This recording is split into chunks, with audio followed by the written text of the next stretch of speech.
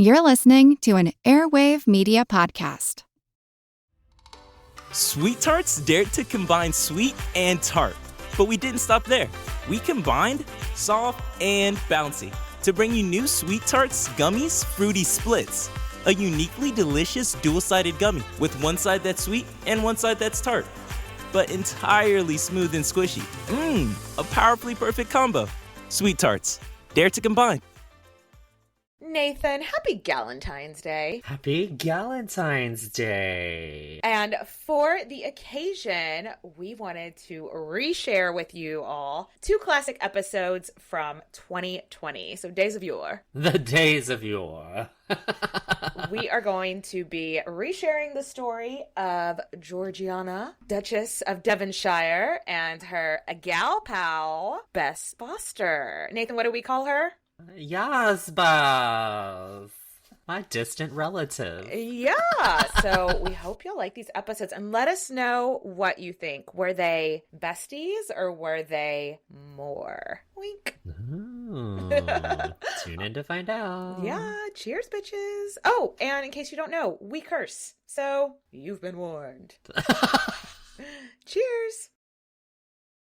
Hi, this is Katie. And this is Nathan. And you're listening to Queen's Podcast, the show about interesting women in history.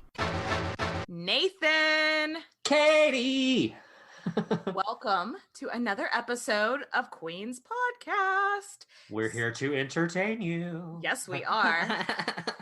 Today, we're going to wrap up our discussion on Georgiana, whatever you want to call her.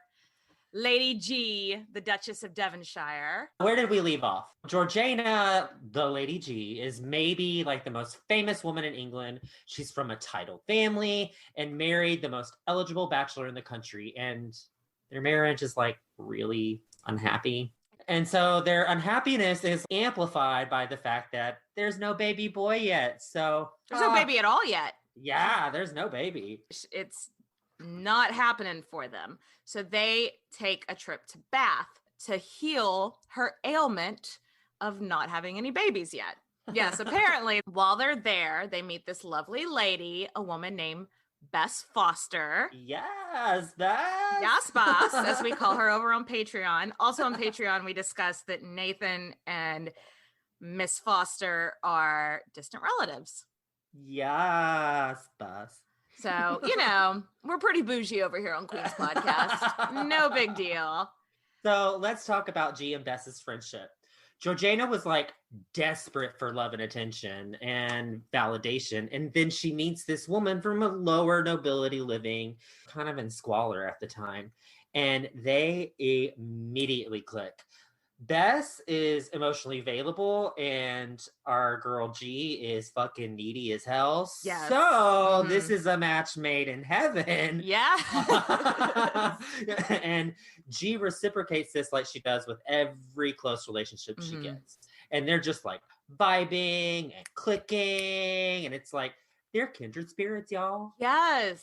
And like we mentioned, this is like the first friend of G's that the Duke isn't like super annoyed with. He actually likes having her around. Bess is like a chameleon, I feel like. I feel like she's just one of those people that gets along with everybody. She's maybe doesn't really necessarily have her own personality. She just adapts to her surroundings, which in this scenario serves her very well. Yes. So the Duke is happy that G has made a friend. G is happy that she's made a friend that the Duke doesn't hate. Everyone is gelling and it's going so great. This might be problematic later, but let's focus on the positive right now. Yeah. So real quick, let's talk about Yasbas's plans before meeting the Cavendishes. Yeah. She was separated from her husband, an Irish lord, a bobber. Yep. And he wasn't sending her any money because he was kind of an asshole. So she tried to get a job as a lady's companion. Then she wouldn't get hired because they'd find out that she has a scandal in her background. So her options were so limited. If her husband wasn't sending her money and she couldn't get a job, it was just a really shitty time to be a woman. Which is like... It's still kind of a shitty time to be a woman. When I first put that in the notes, I was like, that is the broadest statement I have ever made. Because you could say that about any time period we've Yeah. ever covered. It was a shitty time to be a woman. But yeah, so she just had no way of supporting herself. So a lot of people thought that she was faking her affection towards the Duchess just as a way to get herself like latching on to a wealthy friend. I mean, maybe she was opportunistic, but can you blame her? Yeah, you really can't. She didn't have any money. This is a really shitty situation for her. She doesn't have much options. Yeah. So she's got to do what she's got to do. And if two of the richest people in the country are rolling in and decide they want to bring you into like their inner circle, are you supposed to say no? Yeah, right. It's like, okay, no. Yeah. Going with it. So it's time to go back to London, and the Cavendishes have not been without Bess for more than like a minute over the last month. So they're like attached at the fucking hip. Yes. And G is like, I'm going to ask the Duke if you could move in with us. I think this is a fabulous idea. You need a place to stay. We have a huge ass place. Yeah. And honestly, I think at this point, the Duke had also grown dependent and attached to Bess. Mm-hmm. Just as Georgiana had. The Duke is close with Bess too. And I think he was relieved that G asked for Bess to come live with him because he's like, okay, G's a little needy and I can't give her a lot of that attention. So yeah, lady companion, perfect. So the three of them head back to London, and it does raise a few eyebrows. Everyone in society is just like, guys, this moocher is obviously playing y'all. Everyone besides the Cavendishes are like, what are her, like looking at her, this is shady. What are her ulterior motives? G's mom was super concerned / maybe kind of jealous because Georgiana had always been really dependent on her mom. And once Bess moves in, her letters to her mom become less frequent and shorter. I think her mom's concern was one part of you have this random woman living in your house, and the other part of, but you don't need me anymore. Yeah, that's exactly what it is. They were really codependent on each other. Yes. And so her mom is like, you got to kick this lady out. Mm-hmm. Gee, everyone is talking. There's so much gossip. You can't have this. And Georgiana was just like, absolutely not. No, she makes me happy and fuck everybody else. Yeah, she's like my best friend. So yeah, fuck the fuck off. So direct quote, fuck off. Yeah, exactly. So we don't know necessarily if it was the magical waters of Bath or just natural ovulation, but soon after they get back to London, it's discovered that Georgiana is pregnant. But this time, instead of going out, Bess is like, hey, why don't we just stay home and play cards? Just you, me, and the Duke, instead of partying and drinking, or instead of going to the opera. You know, we can just invite a few musicians over. Yeah. Chill. Why don't we lay low? Mm-hmm. And that is the kind of, that's all she needed. Mm-hmm. In her other pregnancies, if the Duke would have been like, why don't we stay home and I just pay you attention? She probably wouldn't have been out partying. And had a miscarriage. Yeah. And so Bess is this really great influence on her at this time. And as a result, she gets further into her pregnancies than she has, or into this pregnancy than she has with any of the other ones, which is very good. Yay! Yay! So the Duke was excited to see her like staying in and being healthy, though of course he was still a negative, like a bit of a negative dick about it. Can't change the man. He's just an asshole. There was one story about he like bumped into some neighbor lady out and about, and she was like, oh, you must be excited about your baby that's going to be here any day now. And he was just sort of like, she's going to have a girl just to spite me. Oh my God, what a dick. And she did. She did have a girl. I don't think it was out of spite for the Duke. I think that's just half of the people in the world are female. So it was. They ended up naming this baby Goral. Mm-hmm. Yeah, Goral. They named his baby girl, and they named her Georgiana. How? Creative. Yes. So this is 3 Georgianas in a row. And they called her Baby G because, again, there's just no creativity here. Right? So Georgiana wrote in her diary that she thought that the Duke wasn't as upset as he was letting on, and that he was kind of happy about the daughter. So during this time period, after the birth of her first daughter, is the time that people started to scrutinize letters between G and Bess because, girl, they were intense. They wrote each other some very... Mm-hmm. We have to remember that back then, female friendships had a more like romantic feel to them. Mm-hmm. And by that, I don't necessarily mean like sexual relationship romantic feel. They just very much romanticize their friendships. And do you know what I mean? Do you agree? Yeah, and even hetero relationships, letters to each other were always very passionate, even very though they flowery. Yeah, they weren't really in love, but they were just, the language that they used was very intense, is a good word for it. Yes, and it's this time period, like after the birth of her first kid and before all the real scandal, spoiler alert, really kicks off, that people look at their letters and they're like, okay, but these are particularly lovey, over the top, romantic. They were apart only a couple of days and they're writing each other obsessively. Yeah, that's a little weird. Like, I would get it if they're apart for like 6 months, 7 months, and you're writing like, my heart yearns for you. Get that. But it's only been a couple of days, bitch. They were very codependent on each other. And I put down a passage from one of the more particularly flowery letters. Nathan, would you care to do a dramatic reading of this? I'm so honored that you asked. Me? Who, me? Yes. My dear Bess, do you hear the voice of my heart crying to you? Do you feel what it is for me to be separated from you? Oh, Bess, every sensation I feel but heightens my adoration of you. Every sensation I feel heightens my adoration for you. That is a little... That sounds like they might have been flicking each other's bean. That is a way to put it. But no, like that's very, very romantic. But again, we have to remember that every friendship, every relationship that G got into was very intense. But every sensation heightens my adoration for you is also pretty sexy. Yeah, that's kind of insinuates some things there. In Chatsworth House's archives, they have where like most of her letters and diaries and manuscripts live.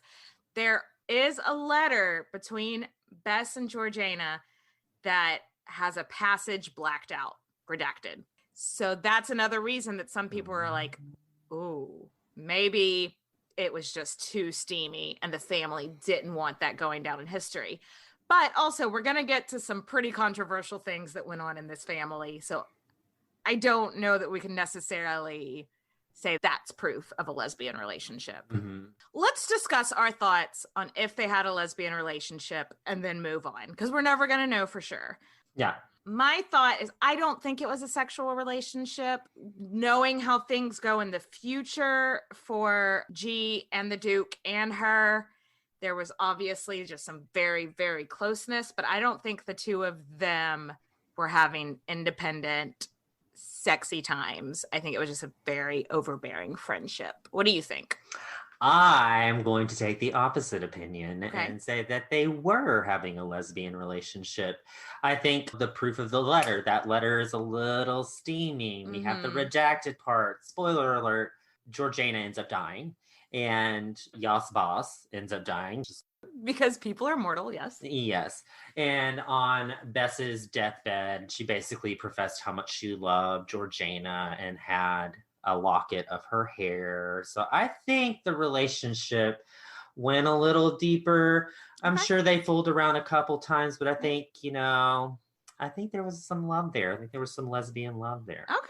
Either way, we know that they were close. It doesn't really matter. At the end of the day, they were very dependent on each other. Even if it was or was not a sexual relationship, they loved each other. Yeah, but tell us what you think, listeners. What's your ideas? So now we've proven that she can bear children, healthy children. And so let's talk about her political career for a second. Ooh, I love it. So Her friend Fox is up for re-election, and she dives into helping his cause. She opens up the Devonshire house to host these parties for the Whig Party, and they became a big fucking to-do. Everyone who was originally not supporting the Whigs, if they didn't support them, they still came because it was like high society, super cool party. Yeah, so she like started, it was one of the first like bipartisan society events, and it was, we need her here today. Oh my god. So she becomes really close with the Prince of Wales. His dad is a conservative and he hates fucking daddy-o, so he's gonna go full-blown Whig. Mm-hmm. Now the Duke and Duchess, their relationship definitely suffered because of her part in politics. The Duke and Duchess weren't really supposed to get involved in politics, and the Duke adhered to that, and G was just sort of like, I'm just gonna do my thing. Sorry. Yeah. I believe in this cause. And also, the Duke was bad at speaking to people, so he wasn't crazy about all these people showing up at his house wanting to talk.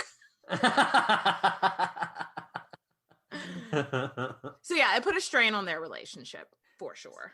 So Georgiana took to the streets to campaign, and she wasn't the only lady of rank that did this, but she was by far the most famous. Mm-hmm. So the newspapers of the day were having a field day with this, and they were calling her unladylike, and one paper even called her masculine in her political pursuits, because that was like the worst comment you could make about a lady back then. Y'all can't see me, but I'm rolling my eyes so hard. I feel like we covered someone else who also got called masculine. I mean, yeah, throughout history, that's been, I think that was in our Agrippina episodes. Yes. They called her masculine because she tried to, sway politics. And it's just, we can't think of a worse thing to call her. So say she's like a man. And it's just like, oh my God. Yeah, but to be honest, she put herself in some probably not good situations. Oh, yeah. She wasn't the best at critical thought sometimes. No, like one time, unaccompanied, she went into a bar full of drunk-ass men at night and was like, hey, I was just wondering if I could talk to y'all about voting for the Whig Party. And they're these, like, drunk, like, coal miners or something. Yeah. Like, these rougher dudes that are just like not necessarily it was a dumb situation for her to put herself in. They got a little bit handsy and they wouldn't let her leave the bar until she gave each one of them a kiss on the cheek. Just slightly rapey. It's not good. Word got out about this situation. The newspapers ran a story that the Duchess of Devonshire was trading kisses for votes. So I guess that's kind of like a sex scandal of the time. Yeah, so you can imagine that all sorts of gossip just starts running amok on this. And the Duke is probably not happy with it. Okay, he's not happy with it. No, he was pretty pissed off about stories of his wife in the newspaper about trading kisses for votes. Yeah, it was a pretty fucking huge scandal. I mean, her mother begged her to drop out of politics, but she refused to until the election was done. She was like, I have to see this through. So on the day of the election, she campaigned. She spoke to anyone who would speak to her. She told women like, okay, obviously we can't vote, but you need to go tell your husband to vote for Foxy Roxy. His name was Roxy. Yes. And which right now that seems really like in our society where women have the right to vote and have all of our lifetime, it seems like that's so dumb. But back then it was like telling women to think about politics. What kind of street? Like, what are you talking about? Yeah, exactly. By the end of the day, her feet were bleeding. Because remember, like, the roads in London were like these cobblestone, and she didn't have great arch support in her shoes. So her feet are bleeding, and she's lost her voice. She was just doing everything for the cause. Right? But Fox did end up keeping his seat in the Whig Party, and their support did rise like never before. So at the end of the day, it was a very good thing. However, after that, she was like, okay, I think I'm done with politics. Yeah. She's like, all right, I'm out. And we really just like skimmed the surface on how much hate she got in the public eye during this whole political move that she did, and how it really damaged their marriage that was already real damaged. Yeah. So I can't really blame her for deciding to retire from politics. Yeah. So that was spring 1784. So in the summer of 1784, G finds out she's pregnant again. So yay. So I guess the Duke is still having sex with her, even though he's so annoyed with her. But yeah, it's like that really, oh yeah, this is awesome. Yeah, I don't imagine they were having good sex, but they were still having sex. So this also had something to do with her dropping out of politics, since last time laying low really did her good. Yeah. Let's take a detour real quick and talk about the debt of the Duchess of Devonshire. Because let's just assume from now on to the rest of her life, she is drowning in debt. She is up to her eyeballs in debt. Like, it's really bad. We talked about it a little in the last episode, that she just loved to gamble. It just gets away from her. Yeah. Like, it's real bad. She literally cannot keep track of who all she owes money to and how much. And I read this one anecdote of she went to a party and she didn't have any money. So she went and borrowed like little bits of money from all her different friends after she lost it all, just ducked out without saying goodbye to anyone. And all her friends, wow. like, she had a problem. Yeah. Her mother even writes that if she could go back in time and re-raise G, that she'd teach her from a young age that gambling and drinking and the misuses of money is bad. It's bad. Yeah. It's real bad. Give her a heads up to not get too involved in it. The Duke knows she's in some debt. He doesn't know how much. And he's really pissed off about what he does know about. So that doesn't really inspire her to tell him the truth. It's like, oh, you know about a fraction of it and you're that pissed off? I want to keep the rest of this to myself. Yeah, right. But she does confide in Bess. Like, girl, I owe all these people money in town. Holy fuck. And I can't talk to the Duke about it because he's going to get like fucking mad at me. And I'm so happy to have you as my BFF. I can talk to you about this. Yes, boss. Yes, boss. And at one point, Bess does convince the Duke, just give her some money to pay off some of her debts. It's stressing her out so bad. It's not going to be good for her pregnancies or whatever. So the Duke writes her a check and is like, you need to take this to whoever you owe money to and pay it off. But it was nice, but it was a misguided gesture. That's like giving a crackhead $20. I know. And not expecting them to go spend it on crack. She turns around and she's like, oh, I can go gamble with this and double it and pay off even more of my debt. But no, she loses it all. Yeah, she's got an addiction problem. Got a problem. Yeah. So the Devonshires and Bess have been living in this setup for over a year now. And of course, gossip is going about this weird menage a trois throuple thing that the Devonshires are doing. One paper in France, of course, because they did write the rumor that the two ladies, Bess and Georgiana, were lesbian lovers. And Georgiana said, who has any right to know how tenderly we love each other? I think she wanted people to think they were lovers, even if they weren't.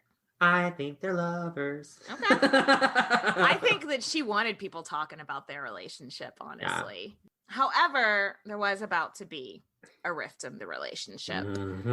A doctor hired by the Duke comes and diagnoses Bess and just being like, you're too pale, you're too thin. This English weather of like rainy, dreary weather is doing bad for your health. You need to go over to the continent. You need to go to France and Italy where it's warmer and get some sun, and it'll be good for your health for, I don't know, maybe go over there for 9 to 10 months. How convenient. We know what happens in 9 to 10 months. So let's not fucking sugarcoat this shit. Yas Boss is pregnant with the Duke's baby. Obviously. And it's really unclear as to when this affair began, and we don't think that she knew about this. I think she had her suspicions because during this time, she would write Bess letters and refer to the Duke as your dear brother. So I think she's forcing this like platonic relationship on him. That's exactly what I think. Yes. But so on August 29th, 1785, Georgiana has just passed her 28th birthday and she gives birth to a very healthy little girl. I'm sure she's just like, fuck, I have to fuck this asshole some more now. I know. What's annoying though is the newspapers report that it's a boy and they have to send a retraction. Oh my God. I know. They name her Harriet, which is Georgiana's sister's name, and they call her Harrio? Choices. Yeah, Harrio. Harrio. That's not a cute nickname in my book. But... No, she Harrio. She forgot to shave. But on August 16th, 1785, so not even 2 weeks prior, Bess gives birth to a little girl in an inn near Naples, Italy. This is so fucked up. These babies were like conceived, obviously, within weeks of each other. If not days. Yeah. So she names her baby Caroline, and she has to leave her with some family there in Italy. Sweet Caroline. Oh, sweet Caroline. Ba, ba, ba. Aw. Okay, I need a minute to process this drama, and I'm going to go top off my drink. So let's take a quick break and meet back here in a minute. We're back. Yay. Got my drink topped off and ready. She's got her drink and her two-step. My drink and my two-step. Yep. So back to Bess. She returns to England in early 1786. This is most likely the time when Bess fesses up and is like, gee, I have to get something off my chest. Because she's really depressed. She has her 2 sons with her husband that she hasn't seen in years. And then she just had to leave sweet Caroline back in France. I mean, they left her with a foster family that they're paying, but... Still, you had to give your kid up. Yeah, and so she's depressed and she wants to confide in her best friend. But sadly, the conversation is, hey, best friend, I've been fucking your husband. Oh, that's no laughing matter because I'm sure G was not happy about that. But at the same time, the Duke and Duchess, they had a huge falling out. Yeah. Like, apparently, the Duke even spoke to a lawyer about how it would to get a legal separation from G. That's how serious it got. And Georgiana didn't want that because though they were in a bad relationship, remember, a wife's rights and a divorce were a fucking joke back then. The custody of their children would immediately go to the Duke, no questions asked. And she would still owe all her debt and the Duke wouldn't be responsible for it anymore. So she's not in a place to support herself and be without her children. Exactly. And we really don't know what the blow up was about, but he had a baby with her best friend and she spent like almost all the family money because she's got a gambling addiction. So we can make assumptions. Yes. Bess talked to the Duke and is like, please don't kick Georgiana out. Think of your children. Think of the scandal it's going to cause. So the 3 of them fall into this throuple relationship, and each person in this relationship standing in society and just happiness relies so heavily on the other 2 people in the throuple. G needs Bess to keep the Duke's mood up and not kick her out. Also, Bess gives her the attention that she needs. Yes, and gives her that validation that she needs. Bess needs the Duke's protection and financial support.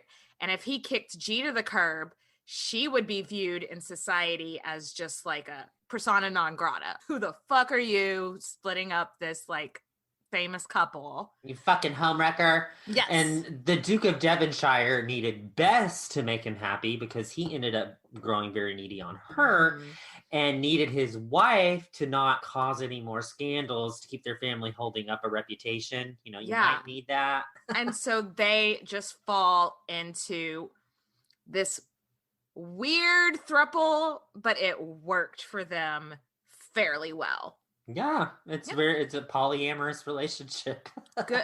Whatever makes you happy, whatever floats your boat. I don't think that's something I could ever see myself entering into, but no, I'm too jealous. Oh, I'm too my jealous. God. But if that's what you want, that's what you want, and it worked for them perfectly. Yeah. Until 1788, and then Bess is pregnant again, and she gets sent to France again. And she gives birth to a little boy. That must have stung for G. Oh yeah. So fast forward to about 3 months after Bess has her baby abroad, the Duke and the Duchess, they decide that they're going to go pick her up and bring her back home, like 3-way throuple outing in France. What could possibly go wrong? Okay, late 1788 in France. Maybe y'all should Google what was going on in the late 1780s in France, early 1790s. We're going to have to skim over some of that. Yeah. Here are the cliff notes. She sees her dear friend Marie Antoinette for the last time. Marie Antoinette seems a little nervous about all the protesting and all the rioting going on. And everyone just seems to be like, this is going to blow over. It's fine. You have nothing to worry about. And then G finds out she's pregnant. So the Duke is like, well, you're having the baby here because I don't want you to travel pregnant, given your history of miscarriages. Right? Which in any other situation, I'm like, well, that makes sense. But during the French Revolution, you being a Duke and Duchess, maybe that's not the safest place to be. Yeah, so fast forward. The French Revolution happens. Yep.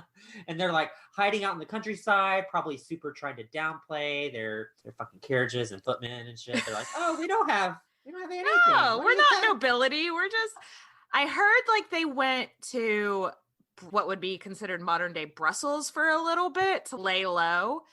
But because she was considered like a high-risk pregnancy, they then had to go back to the outskirts of Paris to make sure that they had like good doctors readily available.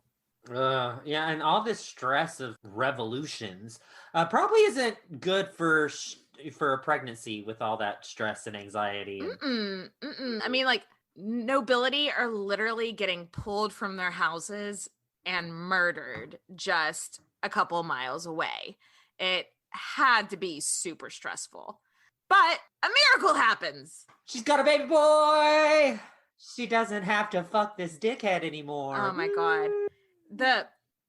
From her journals, like the scene that she painted, I'm just like, what crazy world is this? Her mother came and met with them too. So it's like her mother, Bess, and the Duke are all in the room when the baby is born, and everybody's just like hugging each other and crying and celebrating and popping champagne. And it's like your best friend / your husband's mistress, and then the revolution going on in the background. I'm just like, how did this get left out of the movie?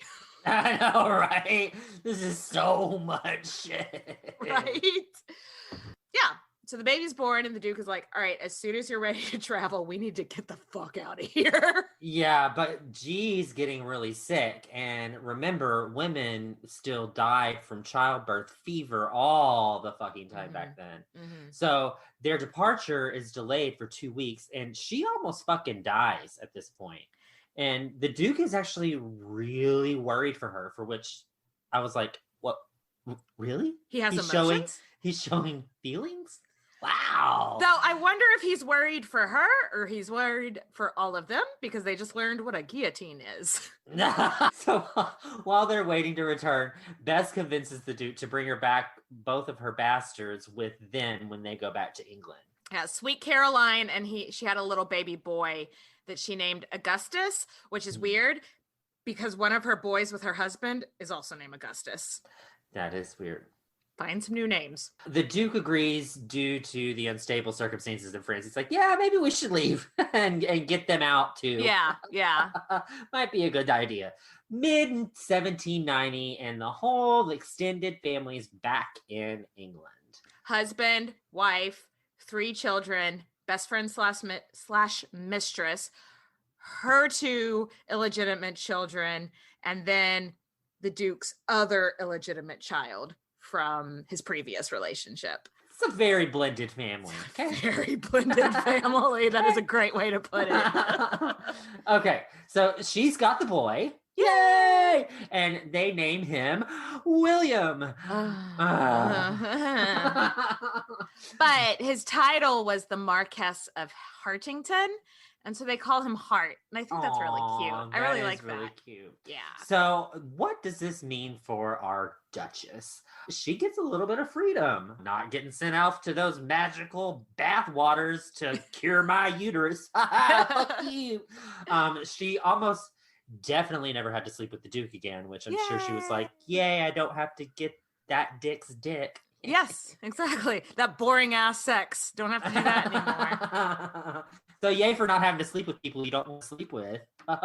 Exactly. And now it really wouldn't be totally out of the question if she were to pick up a mister. A lover. A lover. A luscious lover. Well, it was still very much a patriarchal society where a dude could fuck whoever he wanted to fuck. Mm-hmm. It wasn't unheard of for women to take a lover after they had a son, a healthy son. But you had to be discreet about it. You weren't really flaunting it around. So enter Charles Grey. Very discreetly. Very discreetly. And he creeps. Yeah. So Charles Grey had met her a couple of years before when he was still into politics. He was like this up-and-coming junior member of the Whig Party. He was like this moody and brooding, very emo kind of guy. Yeah, I imagine him with like one of those swoopy haircuts, probably wearing some eyeliner. Bangs. Yeah, he was just an emo dude. He was very... He listened to The Cure. Yes, he definitely would have listened to The Cure. Absolutely. So he was 7 years younger than Georgiana, who is now 33. So get it, cougar. Wow. Yeah. So Charles Grey has been sending her like these love letters on the DL for like 5 fucking years. Obsessed much? And he's like this little smitten boy who probably never thought that she would give him the time of day. But she gave him the time of day. Right? So she's got her freedom and she needs someone to love her. Like she always does. And she always does. When their physical affair started, we don't really know. It had to have been quick because the next part of this story all happens in really quick succession. The book I read suggested that she was admitting it to her mother. There was this letter that she wrote her mom. When you first read it at face value, you're like, what the fuck is she talking about? And then you're like, if you think maybe she's trying to like admit to her mother that she's having an affair, like in between the lines, you're like, oh, maybe that does kind of make sense. And that would have been in September 1790. But I personally think that she was like on the boat back home from France being like, who am I going to start my affair with? Yeah, she was ready. She was hot and heavy, ready. She was ready to have some sex with somebody she wanted to have some sex with. She had never done that before. She was discreet about it enough to begin with, but then some trouble started at home with the Cavendish family. Mm-hmm. Word got out within the Duke's family about just how much of their fortune Georgiana had actually spent gambling. Mm-hmm. And the Duke's sister's like, bitch, you need to get divorced from her as soon as this son is off her titty. Mm-hmm. We need to get her gone. Yeah. The Duke's sister sounds like such a bitch too. Oh yeah. Like, mind your own fucking business. You know? Wasn't she the one like right after they got married? She's like, why aren't you pregnant? Yeah. It's whoa. I think she was the Duchess of Portland, and it's sort of like, worry about your own. Go back to Oregon. Yes, go back to Portland, please. But the cool thing is the Duke is like, I'm not going to divorce her. She just had my son. We're going to figure this out, which is pretty fucking cool of Duke Willie. Right? I mean, he just didn't want to be stuck raising his kids on his own though. Yeah, he could have had some affection for her, but yeah, he also could have been like, oh, it's going to be so much more work to divorce her than to not divorce her. So yeah. So Duke Willie was like, I think it would be better if you were like out of sight, out of mind for a little while. And she was like, actually, my sister has gone to Bath for her health.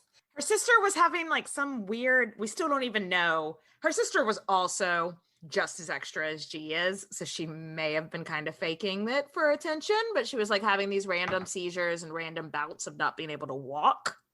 I don't know.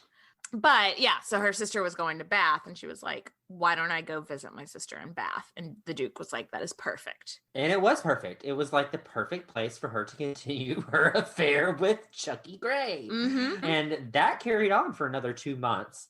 It was a really short-lived affair, and it's really annoying that this is like the only person she's ever met in her life that we don't have 100 surviving letters from. I know.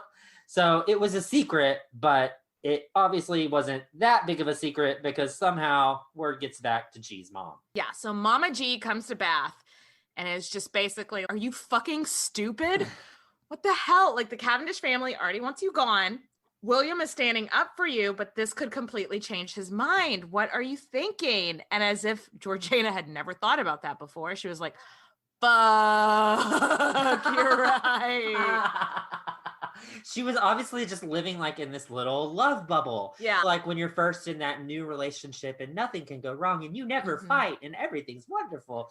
I think she was just kind of stuck in that mind frame that she didn't really realize, oh, fuck. This could have some serious implications on my life. So she breaks up with Gray and she's like, I do love you, but what the fuck are we thinking? Like, this scandal could ruin your fucking political career.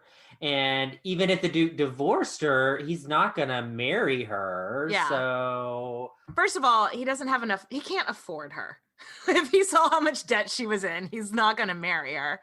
And he does later go on to become prime minister for 4 years. He never would have gotten that far. That would have been a scandal that would have tanked his political career. Oh, absolutely. Yeah.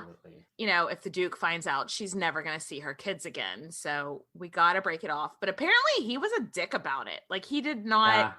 She was like, here are the logical reasons why we need to break up. And he was just like, oh, you don't love me. And she's like, well, that's not it. I do love you, but here's the logic. She even wrote to a friend about it all later, and she said that he was, quote unquote, very cruel to her. She said, quote, in leaving him, I have left my heart and soul, but he at least has the consolation to know that I have given him up only out of the love of my children. Oh, I know. That is so sad. He doesn't seem to understand. It does not seem to be a consolation. He's so emo. He is so emo. It was a super short affair, but I guess at least she was really in love. Though, I mean, does she even know what a grown-up adult love relationship is supposed to be like? I don't. There's a lot of psychology we could unpack there that we don't have time. A lot of speculation we could make.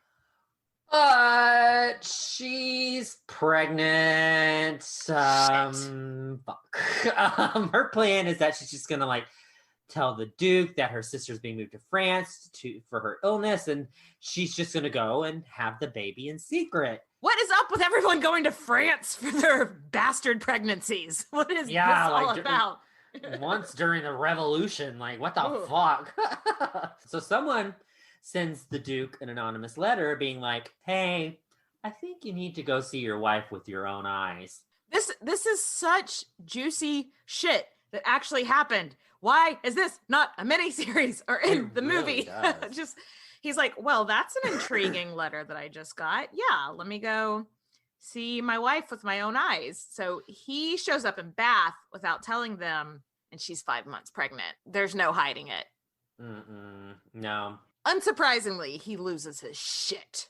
Yeah, they have a huge shouting match, and her sister writes like, I was actually afraid. I think that she was afraid for her fucking life. Yeah, I think she thought that the Duke was gonna beat the shit out of G or something, which he didn't. We have no evidence that he ever raised a hand to her, ever. So yay, bare minimum, cool.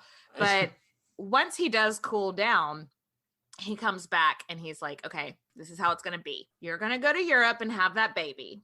You're giving it up for adoption immediately. And then you stay in Europe until I say you can come back. she wrote a letter to her mom saying, I didn't hesitate for a minute. I knew this was my only option. Yeah. And then Bess was like, I can't let her go alone. I love Bess. Yes, Bess. Yes, Bess. And I haven't always been the friend that she deserves, so I'm going to make this shit right.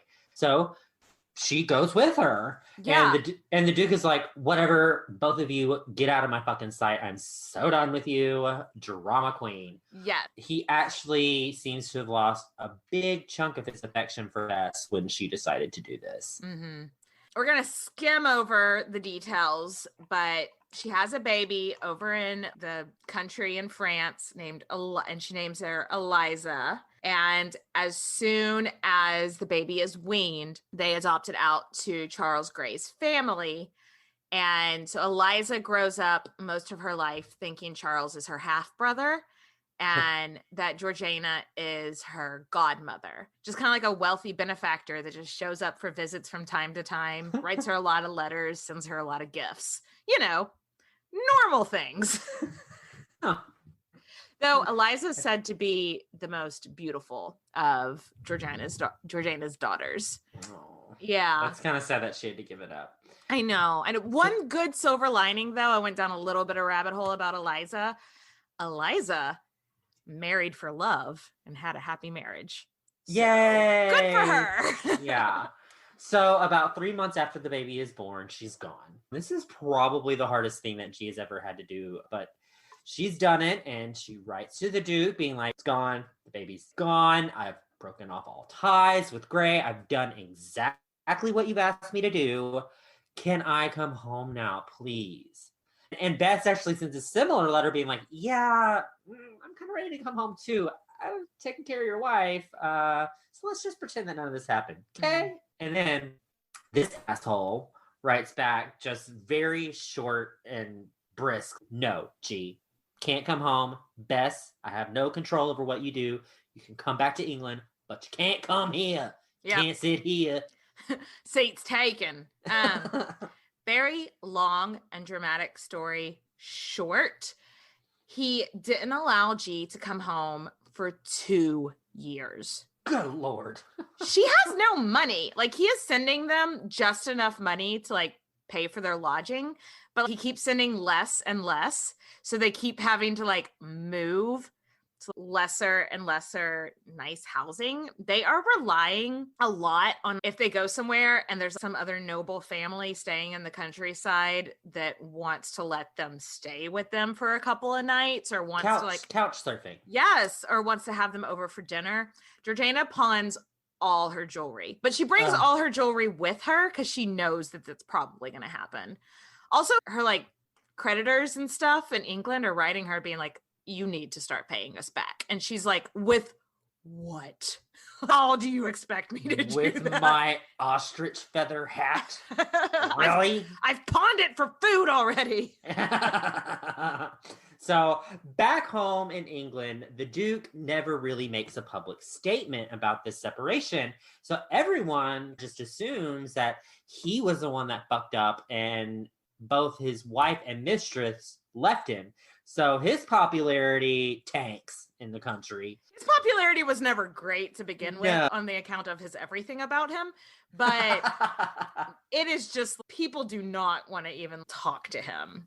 Yeah, it's bad. Like, he tried to host parties and people would comment on the Devonshire house was dirty and dull. And he doesn't really know how to fucking talk to people either. Like, yeah, I'm just trying to imagine him hosting parties and people just coming over and just everybody just staring at each other. Yeah, I could totally see it being like, so... He's like, I'm sorry. About the weather. Yeah, how about them Cowboys? I don't know. Like, I love this one quote so much. This like one random Whig politician, he's quoted in a gossip column saying, if the Duchess had been married to any man who had shown her proper attention and valued her merits, she would have been the most perfect woman in England.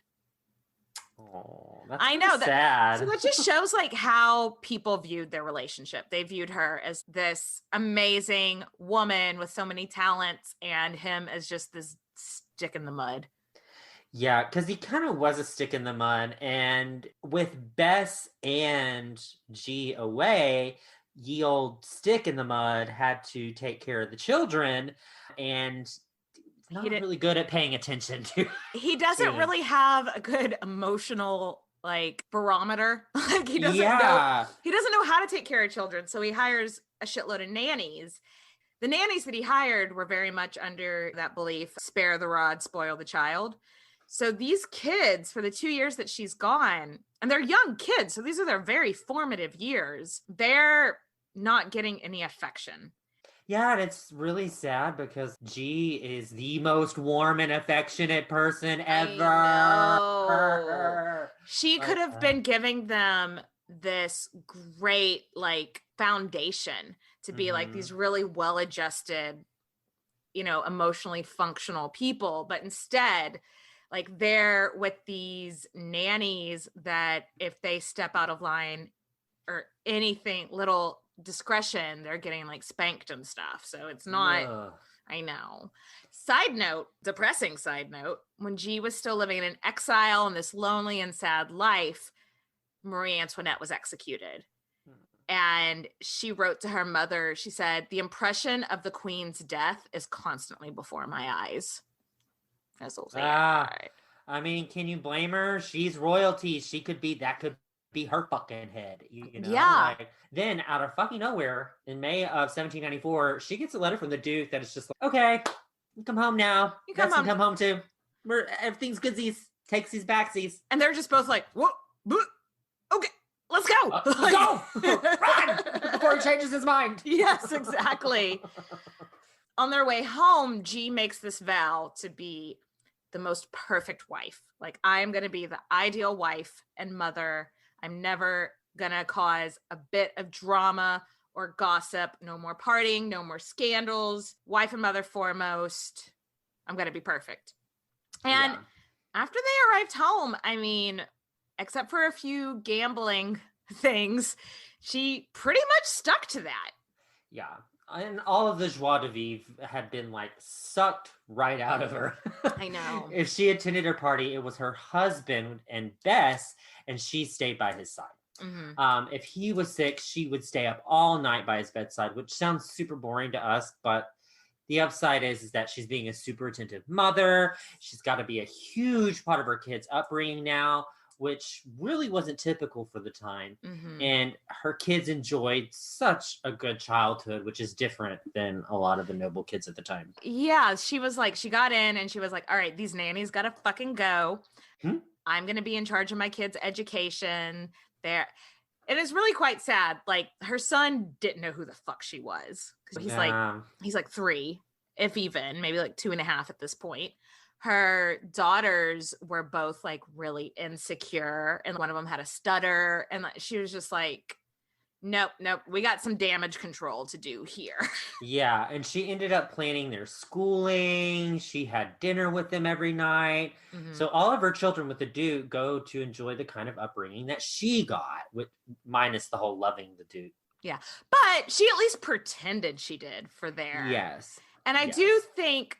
Because the Duke, after she came back, I think he realized like all of the life had been sucked out of her from this experience of being like having to give up a child and being away from everyone she knows, living in squalor for 2 years. Mm-hmm. I think he felt bad about putting her through that. And he did become much softer with her. And they put on this production of being a couple in love for the rest of her life, which...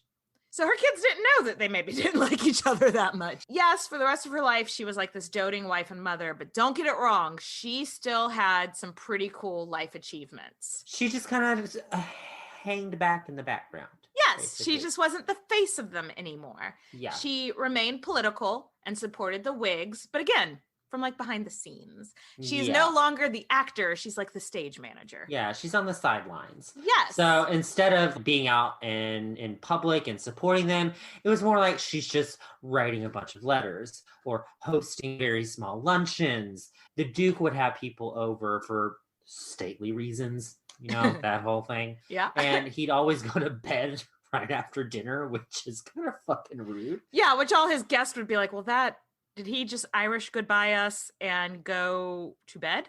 Like, what? And so then G would show up and be like, gentlemen, the Duke wanted to get some rest, but why don't you guys come to my quarters and I'll host you guys for the rest of the night. We'll have a couple more drinks, play some cards, and I'll tell you about the wig party.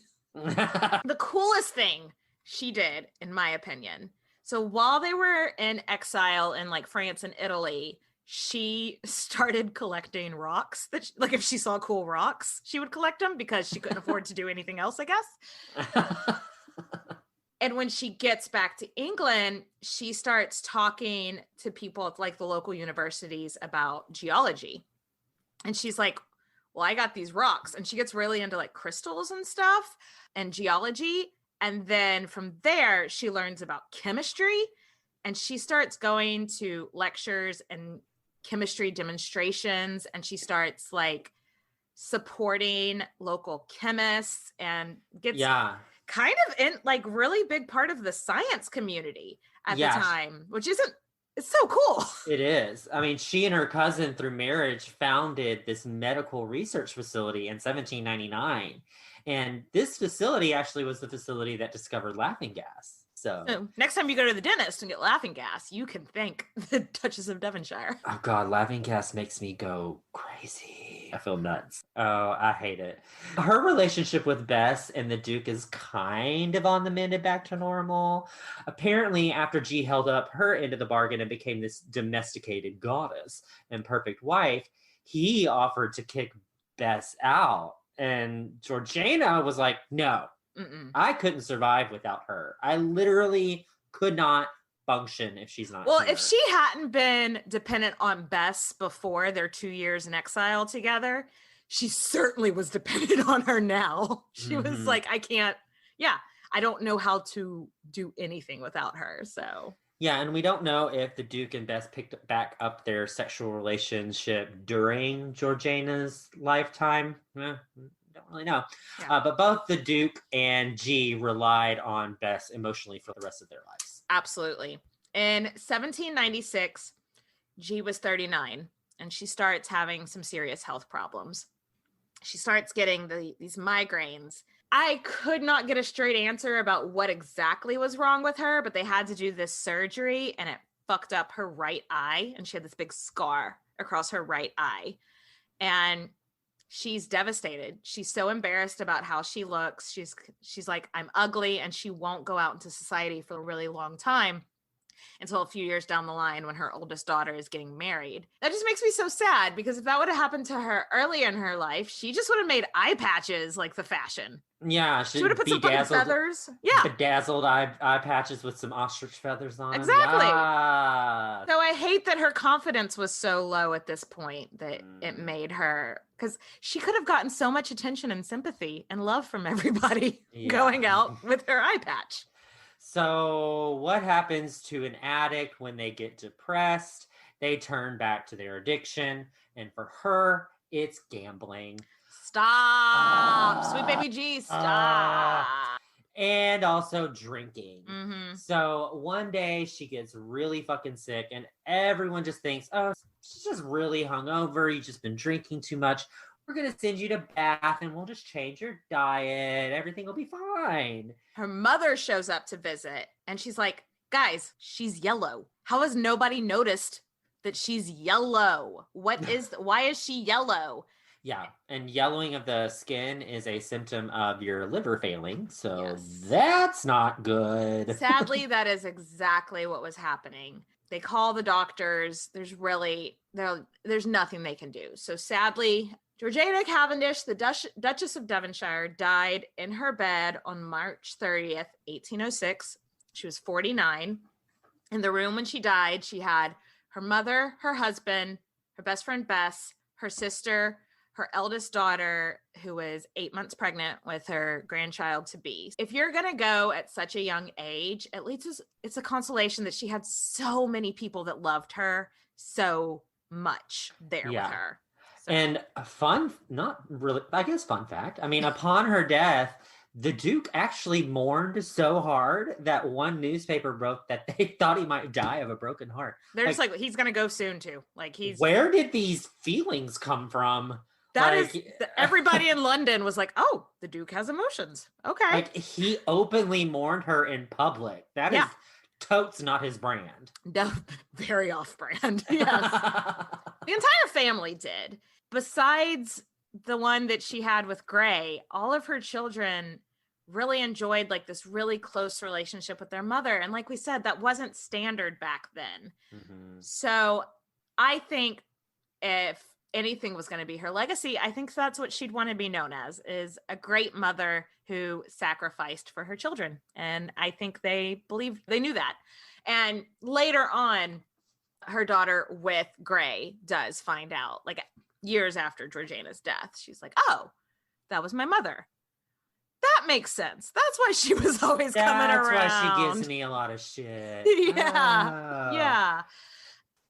Her legacy, the funny thing is she's most famous for this 3-month affair and the strange living situation with her best friend and husband. But I think she should be most famous for being a feminist who tried to get women involved in politics and science, you know? And also a fashion icon, a political powerhouse, trendsetter. God, we need to raise our glasses to Let's raise a glass. Fucking baby, sweet baby G. Cheers to Georgiana. Cheers to Georgiana. Oh, well, that was emotional. I know. I hope you guys enjoyed it. It was really fun to research this one. She was really fun, and we will catch you next time. Cheers, bitches. So thanks for listening. If there's something you want to hear, just like hit us up. You can email us at queenshistorypodcast@gmail.com. Guys. Thanks, guys, for listening. Cheers. Bye, girl. Clink, clink. Mwah. Have you ever wished that you had a direct line to your pediatrician to ask all the questions that constantly crop up while parenting? We sure have. That's why we launched the Bites of Health podcast. Every morning, we'll answer a commonly asked pediatric question in 5 minutes or less. You can tune in while you're making your second cup of coffee or from the school drop-off line. So be sure to tune in to Bites of Health, streaming now.